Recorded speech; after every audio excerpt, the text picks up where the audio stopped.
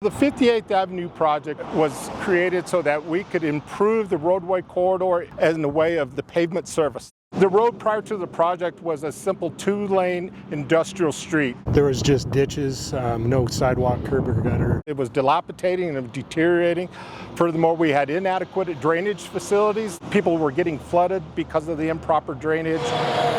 It's one of the heaviest industrial corridors we have. It was so outdated, it wasn't keeping up with our local industrial needs as well as our future needs. This hill was notorious for any truck driver in the area.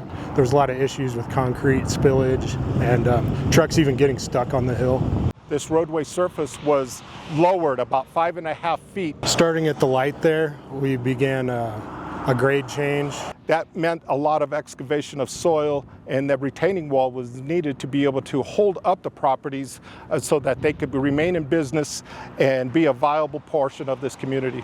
We had to install water prior to the cut, so it made the excavations for utilities extremely challenging. We ran into some unknown hazardous materials that caused us to work in conjunction with local environmental agencies. Every truckload of excess soil had to be tracked and sent to Waste Management for disposal. It was relatively expensive, but we did the right thing and got it done correctly and appropriately for the safety of our citizens. The construction lasted approximately 3 years. There was multiple lane shifts, detours, closures. The addition of the storm system where there hadn't been any, that required relocation of basically every utility you can think of, water, sanitation, communication, electric. Xcel had to bore from Franklin and then install taller poles. The retaining wall didn't exist at the beginning of this project. We did coordinate with Parks and Open Space. There's the words unity, familia, and heritage.